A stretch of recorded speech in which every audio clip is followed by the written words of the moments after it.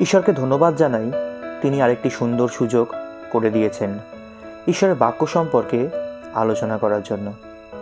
আপনারা video thumbnail দেখে বুঝতে পেরেছেন যে কী বিষয় নিয়ে আমরা আলোচনা করতে চলেছি। আপনি হয়তো এই বিষয়ের ওপর প্রচার অনেকবার শুনে থাকবেন, কিন্তু ঈশ্বর আপনাকে আজ নতুন কিছু প্রকাশ করতে চলেছেন। সেজন্য আমি অনুরোধ করব ভিডিওটি স্কিপ না করে পুরো ভিডিওটি মন দিয়ে দেখতে এবং বুঝতে। প্রভু যীশু তার শিষ্যদের বা তার অনুসরণকারীদের তিনি বলেছিলেন, তোমরা জগতের দীপ্তি, যা আমরা মথি 5 অধ্যায় তার 14 পদে দেখতে পাই। যদি আমরা ইংরাজি বাইবেল দেখি, সেখানে আমরা দেখতে পাই, you are the light of the world.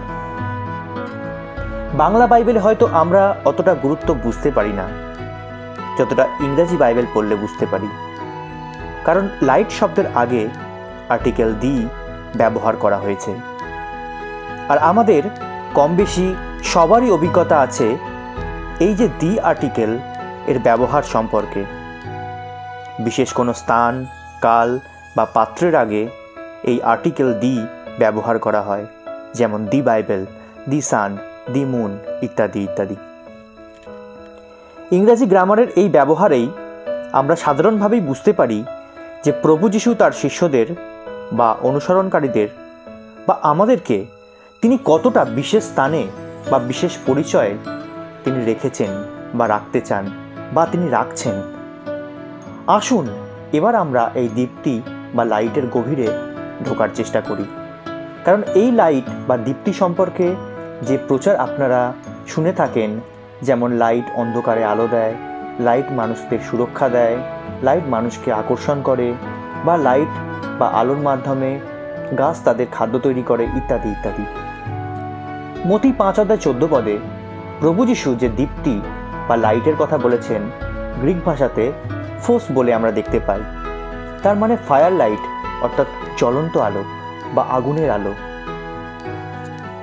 যা আমরা তার নিজের সম্পর্কেও তিনি বলেছেন দেখতে পাই ঈশ্বরের বাক্যে যোহন 8 অধ্যায় 12 পদে। তিনি বলেছেন যে আমি জগতের জ্যোতি। প্রভু যীশু নিজেকে জ্যোতির সঙ্গে তুলনা করেছেন এবং সেই একই জ্যোতি তিনি আমাদেরকেও বলেছেন। আমরা যে জগতে বাস করি সেখানে অন্ধকারে ভরা, এবং আলোর মধ্য দিয়ে অন্ধকারকে দূর করার প্রয়োজন তিনি অনুভব করেছিলেন। আসুন আলোর কিছু গুণ বা বৈশিষ্ট্য আমরা দেখে নিই, তাহলে আমরা বুঝতে পারব প্রভু যীশু কেন আলোর কথা বলেছেন। আলো অন্য বস্তুকে দৃশ্যমান করে, কিন্তু নিজে অদৃশ্য। আমরা আলোকে দেখতে পাই না, শুধু দেখতে পাই আলোর উৎসস্থান। যেমন বাল্ব জ্বললে আমরা দেখতে পাই বাল্ব জ্বলছে, কিন্তু বাল্ব থেকে চোখ সরালে আমরা আলোকে দেখতে পাই না। কিন্তু আলোর মাধ্যমে আমরা অন্য বস্তুকে দেখতে পাই। আমরা যদি সূর্যের দিকে তাকাই, আমরা বুঝতে পারি সূর্য থেকে আলো বেরিয়ে আসছে, কিন্তু সূর্য থেকে চোখ সরালে আমরা আলোকে দেখতে পাই না বা আলোকে আলাদা করে শনাক্ত করতে পারি না। কিন্তু আলোর মাধ্যমে আমরা সব কিছু দেখতে পাই। আশা করি আপনারা বুঝতে পারলেন যা আমি বোঝাতে চাইছি। ঠিক আলোর যেমন গুণ বা বৈশিষ্ট্য, প্রভু যীশুও আমাদের তেমনই হতে বলেছেন। আমরা যা কিছু করি না কেন, আমাদেরকে যেন দেখা না যায়, আমরা যেন নিজেদেরকে অস্বীকার করি, কোনো কাজের মাধ্যমে যেন নিজের গৌরব, প্রশংসা বা নাম পাওয়ার চেষ্টা না করি, যেন সমস্ত গৌরব ঈশ্বরের হতে পারে। এই প্রসঙ্গে প্রভু যীশু বলেছেন মথি 16 অধ্যায় তার 24 পদে, তখন যীশু আপন শিষ্যদিগকে কহিলেন, কেহ যদি আমার পশ্চাৎ আসিতে ইচ্ছা করে, তবে সে আপনাকে অস্বীকার করুক, আপন ক্রুশ তুলিয়া লউক এবং আমার পশ্চাৎগামী হোক। আমরা যদি নিজেদেরকে অস্বীকার না করি, কোনো মতেই আমরা প্রভুর পশ্চাৎগামী হতে পারবো না। আমরা যতই প্রভুর কাজ করি না কেন বা প্রভুর পথে চলার চেষ্টা করি না কেন, আমাদের উচিত নিজেদেরকে অস্বীকার করা। আর এই নিজেকে অস্বীকার করা আরও ভালোভাবে বুঝতে গেলে মথি 19 অধ্যায় তার 21 পদ আমাদেরকে সাহায্য করবে। আসুন আমরা একটু দেখে নিই ঈশ্বরের বাক্য কি বলছে। যীশু তাহাকে কহিলেন, যদি সিদ্ধ হইতে ইচ্ছা করো, তবে চলিয়া যাও, তোমার যাহা যাহা আছে বিক্রয় করো এবং দরিদ্রদিগকে দান করো, তাহাতে স্বর্গে ধন পাইবে, আর আইসো আমার পশ্চাৎগামী হও। একজন অধ্যক্ষ যখন প্রভু যিশুকে জিজ্ঞাসা করেছিলেন যে অনন্ত জীবন পাওয়ার জন্য কি করা প্রয়োজন, ঈশ্বরীয় 10 আজ্ঞা পালন করবার পরও তার একটি ত্রুটি ছিল। সে ধনবান হওয়ার জন্য নিজেকে অস্বীকার করতে পারেনি, আর সেই জন্য প্রভু যিশু বলেছিলেন, তোমার যাহা কিছু আছে বিক্রয় করো এবং দরিদ্রদিগকে দান করো। আসুন আমরা একটু বোঝার চেষ্টা করি বিক্রয়ের সাথে দানের সম্পর্ক কি, বা প্রভু যিশু কেন বিক্রয় করার কথা বলেছিলেন। আমরা যদি আমাদের কোনো জিনিস দান করি, সেখানে আমাদের অস্তিত্ব বা নাম জড়িয়ে থাকে। মনে করুন, কেউ যদি আপনাকে কোনো জমি দান করে, তাহলে রেজিস্ট্রির সময় তার নাম লেখা থাকবে এবং সবাই সেটা জানতে পারবে। কিন্তু যদি তিনি সেই জমি বিক্রি করে সেই অর্থ আপনাকে দিয়ে সাহায্য করে, তবে তিনি নিজেকে অস্বীকার করলেন যে এই জমিটি তার, কারণ তিনি পুনরায় সে জমি নিজের বলে আর দাবি করতে পারবে না। এবং যখনই সে সেই জমি দেখবে, সে নিজেকে অস্বীকার করতে বাধ্য যে এইটা তার জমি। প্রভু যিশু এই জন্যেই তার সম্পত্তি বিক্রি করে দান করার কথা বলেছেন। আসুন আমরা দ্বিতীয় আলোর বৈশিষ্ট্যে চলে যাই। আলো সব থেকে দ্রুতগামী তরঙ্গ এবং ভরহীন কণা। চলাচলের জন্য অন্য কোনো মাধ্যমের প্রয়োজন হয় না।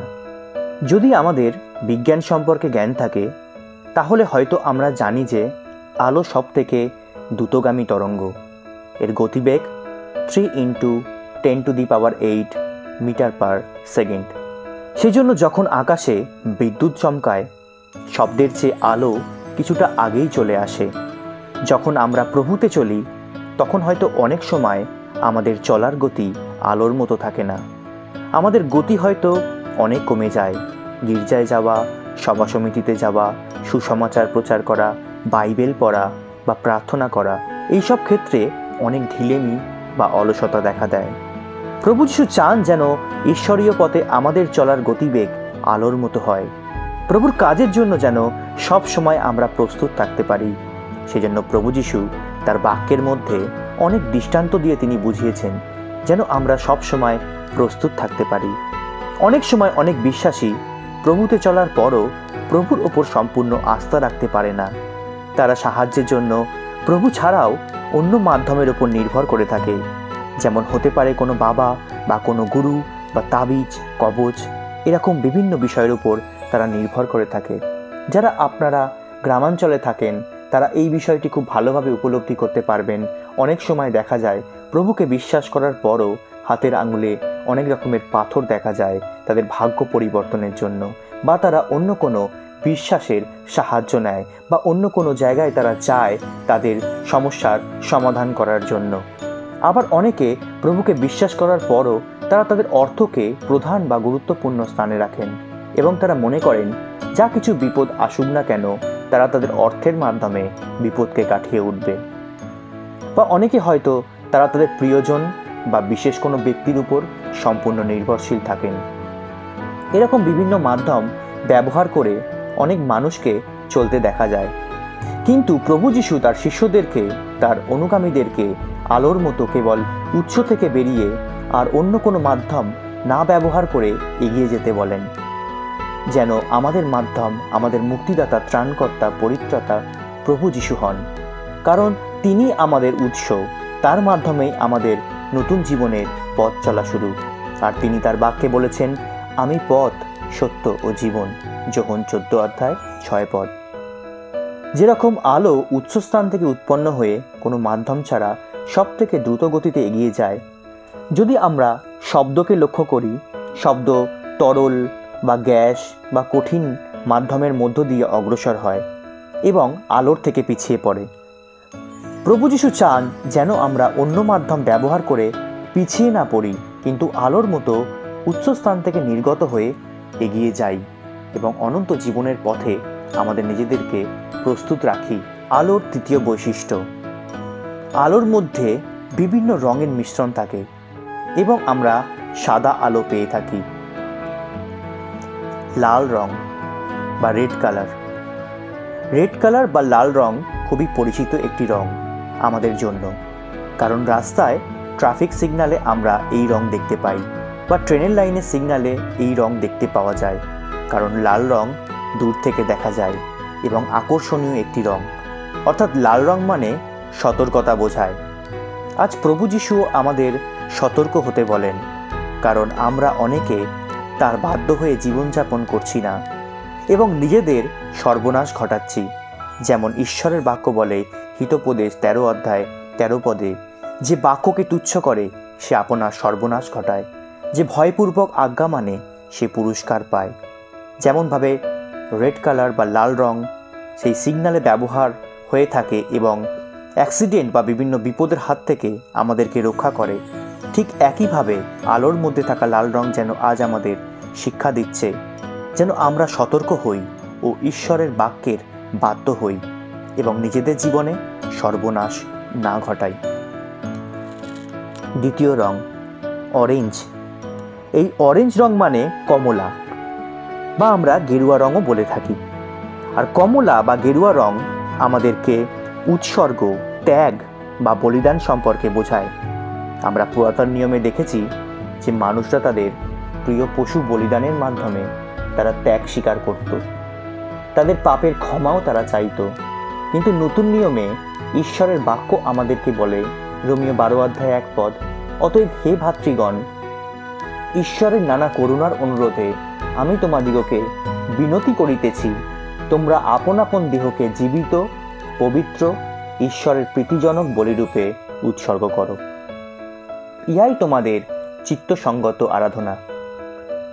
অর্থাৎ আমরা যেন আমাদের দেহকে ঈশ্বরের জন্য বলিরূপে উৎসর্গ করি। আর এ বিষয় নিয়ে ব্যাখ্যা করতে গেলে অনেক সময় লেগে যাবে, কিন্তু আমরা সবাই কম বেশি বুঝতে পারছি যে আমাদেরকে জগতের মানুষের মতো নয়, কিন্তু আমাদের কথা, চিন্তা বা কাজের মধ্যে দিয়ে যেন ঈশ্বরের গৌরব হতে পারে এবং আমাদের দেহকে যেন আমরা পবিত্র রাখতে পারি ঈশ্বরের বাক্যের মধ্যে দিয়ে। আর এজন্যই আমাদের অনেক কিছু ত্যাগ করতে হয়। যেমন আমরা জানি ঈশ্বর আব্রাহামকে বলেছিলেন তিনি যেন তার ঘর, পরিজন, আত্মীয়দেরকে ছেড়ে ঈশ্বর যে দেশ দেখান সেখানে যেতে পারে। এবং আব্রাহামের এই ত্যাগ, এর মধ্য দিয়ে কত মানুষ ঈশ্বরের আশীর্বাদ পেয়েছেন। মোশি, জিওশুয়, শমুয়েল ভাওবাদী এবং ঈশ্বরের প্রত্যেকজন দাসেদের জীবনে আমরা ত্যাগ দেখতে পাই। আজ আমরা চিন্তা করতে পারি যে আমরা ঈশ্বরের জন্য কি ত্যাগ করতে পারি।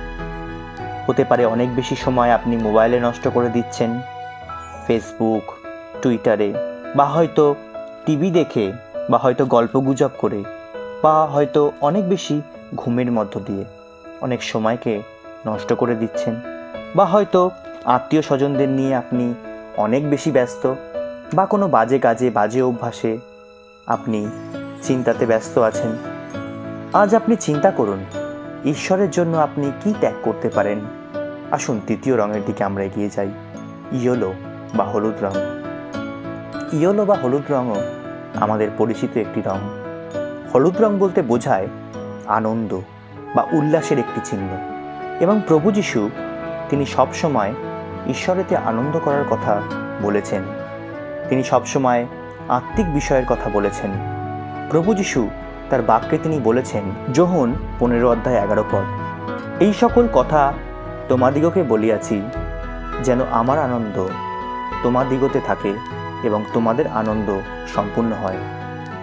প্রভু যিশু তিনি শেষ সময় পর্যন্ত চেষ্টা করে গেছেন। তিনি যখন ক্রুশের মধ্যে ছিলেন তখনও তিনি আমাদের জন্য সেই সপ্তবাণী বলে গেছেন, যা আমরা প্রত্যেক বছর গুড ফ্রাইডে সময় শুনে থাকি। প্রভু যিশু চেয়েছেন যেন আমাদের আনন্দ সম্পূর্ণ হয়। এই জায়গায় ভালো করে মন দিয়ে লক্ষ্য করুন, আমরা প্রত্যেকেই চাই যেন আমাদের মনের আনন্দ সম্পূর্ণ হয়, কিন্তু আমরা দেখতে পাই যে আমাদের আনন্দ সম্পূর্ণ হয় না, বরং আনন্দের জায়গায় বেশিরভাগ অংশে আমরা নিরানন্দই দেখতে পাই। প্রভু যিশু সেজন্য আমাদেরকে শিখিয়েছেন যে যেন প্রভু যিশুর আনন্দ আমাদের মধ্যে থাকে এবং আমাদের আনন্দ সম্পূর্ণ হয়। অর্থাৎ প্রভু যিশুর বলা এই কথার মাধ্যমে আমরা বুঝতে পারি, যদি প্রভু যিশুর আনন্দ আমাদের মধ্যে না থাকে তাহলে কখনোই আমাদের আনন্দ সম্পূর্ণ হবে না। কিন্তু বাস্তবে আমরা হয়তো উল্টোটাই করে থাকি। জগতের আনন্দ আমাদের মধ্যে রেখে আমাদের আনন্দকে সম্পূর্ণ করার চেষ্টা করি। হতে পারে ভালো কাপড়, ভালো গয়না, ভালো বাড়ি, ভালো গাড়ি, অনেক টাকা পয়সা, ভালো খাবার, জগতের বিভিন্ন রকমের আনন্দ। এবং প্রভুর জন্য শুধু রবিবারের 1-1.5 ঘন্টা, অনেক সময় হয়তো সপ্তাহের এই একটা দিনের 1-1.5 ঘন্টাও আমরা বোরিং হয়ে যাই।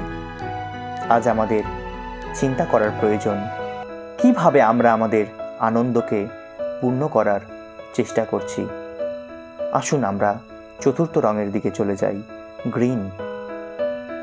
গ্রিন বা সবুজ রং বলতে আমাদের মাথায় যেটা আসে সেটা হলো বেড়ে ওঠা।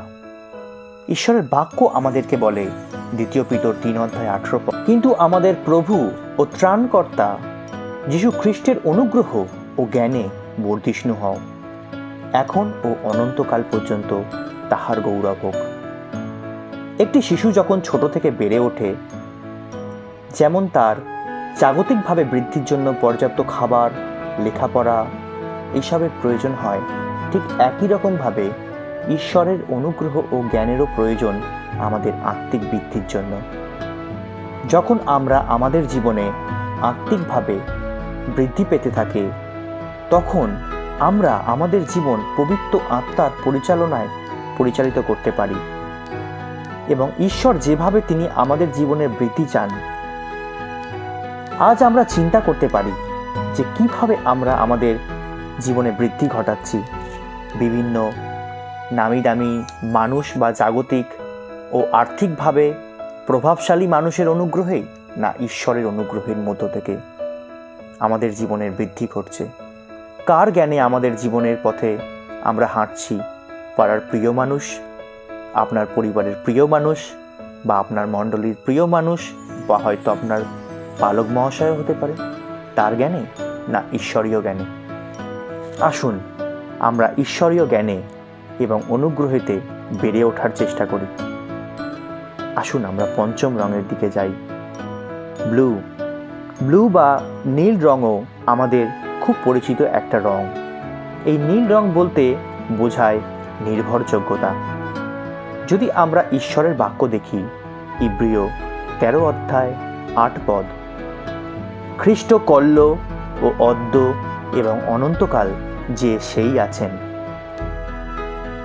এই ক্ষয়নীয় সমাজে ঈশ্বরের বাক্য আমাদেরকে শেখায় প্রভু যীশু ছিলেন, আছেন এবং অনন্তকাল তিনি থাকবেন। তার কোনো ক্ষয় নেই, তার কোনো পরিবর্তন নেই। প্রকাশিত বাক্য 4:8 বলে, পবিত্র পবিত্র পবিত্র প্রভু ঈশ্বর সর্বশক্তিমান, যিনি ছিলেন, যিনি আছেন ও যিনি আসিতেছেন। আমরা দেখতে পেলাম প্রকাশিত বাক্যেও তিনি ছিলেন, তিনি আছেন ও তিনি আসিতেছেন। আজ আমাদের চিন্তা করা প্রয়োজন, আমাদের নির্ভরতা কোথায়? আমাদের এলআইসি, আমাদের ব্যাংক ব্যালেন্স, আমাদের সম্পত্তি, আমাদের গুরুজন, বা অন্য কেউ? সব কিছু একদিন ক্ষয় হয়ে যাবে। আমাদের জীবনের কঠিন থেকে কঠিনতম পরিস্থিতিতে এই সব পার্থিব কোনো জিনিস বা সম্পর্ক আমাদেরকে রক্ষা করতে পারবে না। যিনি পারেন তিনি হলেন কেবলমাত্র প্রভু যীশু খ্রিস্ট। ঈশ্বরের বাক্য বলে, আকাশের নিচে এবং মনুষ্যদের মধ্যে একটাই নাম, যে নামে মানুষ পরিত্রাণ পেতে পারে। প্রেরিত পুস্তক 4:12। আজ আমরা চিন্তা করতে পারি, আমাদের মধ্যে সেই নির্ভরতা কোথায়? যদি প্রভু ছাড়া অন্য কোথাও হয়ে থাকে, আমরা যেন আমাদের নির্ভরতা প্রভুতে রাখতে পারি এবং প্রভুর ওপর নির্ভর করে আমাদের জীবনযাপন করতে পারি। ষষ্ঠ রং, ইন্ডিগো। এই রংটি সম্পর্কে হতে পারে সবার ধারণা স্পষ্ট নয়।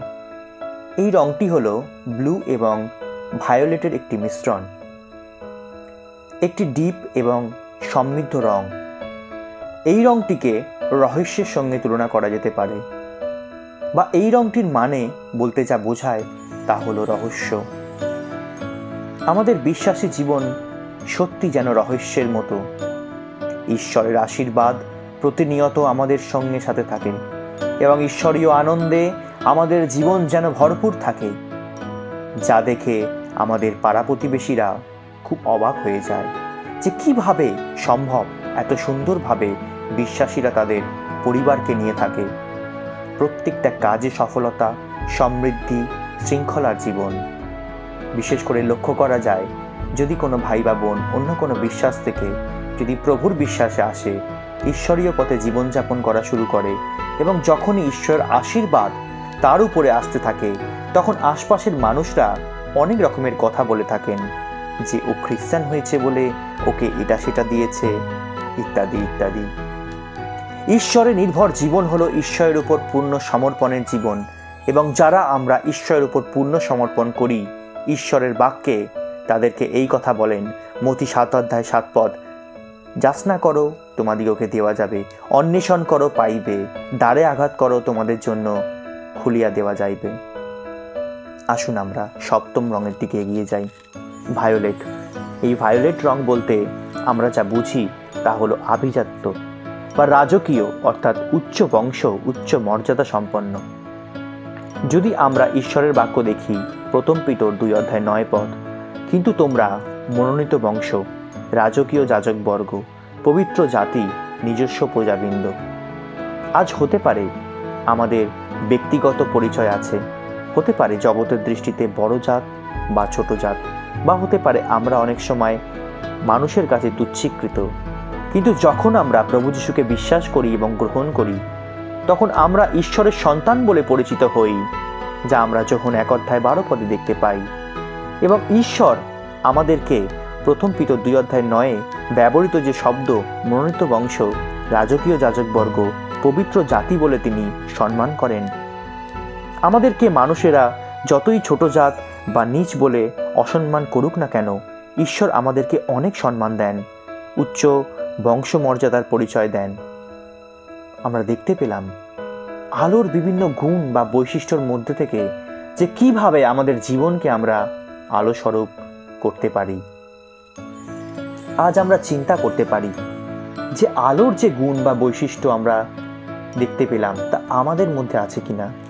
যদি থাকে ঈশ্বরের গৌরব হোক, যদি না থাকে আমরা চেষ্টা করতে পারি নিজেকে আলো স্বরূপ করে তুলতে। এই ছাড়াও অনেক গুণ আছে আলোর। একটি মানুষ যদি দীর্ঘদিন আলোবিহীন থাকে, তাহলে তার মস্তিষ্কের বিকাশ ঘটে না, মন ভালো থাকে না, ইমিউন সিস্টেম কমে যায়, শরীরে পেশি ও নার্ভ দুর্বল হতে থাকে এবং আরও অনেক শারীরিক সমস্যা দেখা যায়। অর্থাৎ আলো আমাদের জীবনের জন্য অত্যন্ত প্রয়োজনীয়। যোহন 8:12 প্রভু যিশু বলেছেন, আমি জগতের জ্যোতি, যে আমার পশ্চাৎ আইসে সে কোনো মতে অন্ধকারে চলিবে না, কিন্তু জীবনের দীপ্তি পাইবে। চাঁদ যেমন সূর্যের আলোয় আলোকিত হয়ে আলো ছড়িয়ে দেয়, যেমন চাঁদের নিজস্ব কোনো আলো নেই, তেমনি আমাদের নিজস্ব কোনো আলো নেই। প্রভু যিশুর আলোয় আমরা নিজেদেরকে আলোকিত করে তুলি এবং সেই আলো আমরা অন্যকেও ছড়িয়ে দিই, যেন সেই আলোয় অন্যদের জীবন অন্ধকারময় থেকে আলোময় হতে পারে এবং আলোময় জীবনে তারা প্রবেশ করতে পারে।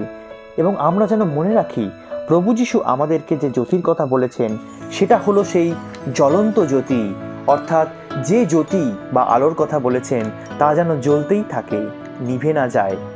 তাই আজ আমাদের প্রার্থনা এটাই হোক যে প্রভু, তুমি আমাদেরকে সাহায্য করো, তোমার রক্তমাখা হাতের স্পর্শ তুমি দাও, পবিত্র আত্মার পরিচালনা ও শক্তি আমাদেরকে দাও, যেন আমরা তোমার আগুনে জ্বলতে পারি এবং অন্যকেও আলোকিত করতে পারি এবং জীবনের শেষ দিন পর্যন্ত স্থির থাকতে পারি। প্রভু যিশুর নামে এই প্রার্থনা চাই, আমেন।